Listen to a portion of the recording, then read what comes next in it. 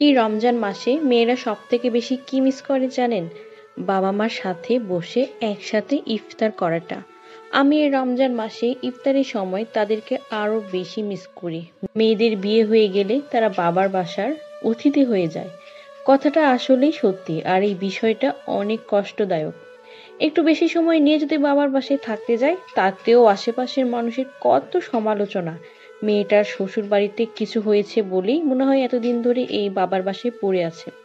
আমাদের আশেপাশের মানুষের কত নেগেটিভ চিন্তা ভাবনা, তাই না? পৃথিবীতে মানুষ আসলে অদ্ভুত।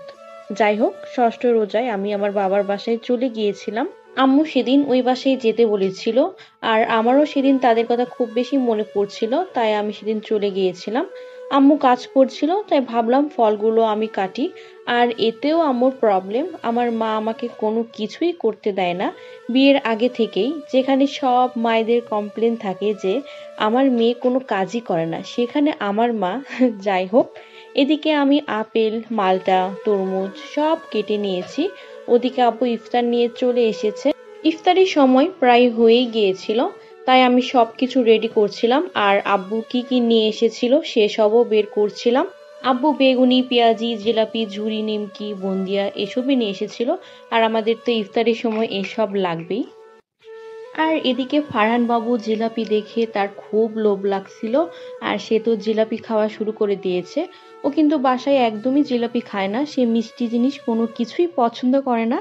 কিন্তু কেন জানি না আজকে তার জিলাপি মনে হয় খুব পছন্দ হয়েছে, তাই সে আজকে জিলাপি খাচ্ছিল। ফারহান বাবু দিনে 4টা রোজা করে। যাই হোক, পেঁয়াজি, বেগুনি, জর্দা, বুন্দিয়া, নিমকি, ঝুরি, জিলাপি আরো যা যা থাকে সবকিছু একসাথেই মাখায়।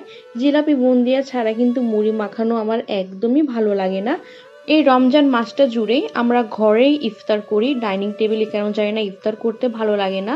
ঘরের মধ্যে বড় একটা পাটি বিছিয়ে নিয়ে সবাই একসাথে বসে এভাবে ইফতার করতেই বেশ ভালো লাগে। আমার কাছে আমার আব্বুর হাতে মুড়ি মাখা খুবই ভালো লাগে, আর এই রমজান মাসে আব্বুর হাতের মুড়ি মাখাটাও আমি খুব বেশি মিস করি। আমার বাবার বাসায় এইভাবেই মুড়ি মাখানো হয়, সবকিছুই একসাথে দিয়ে।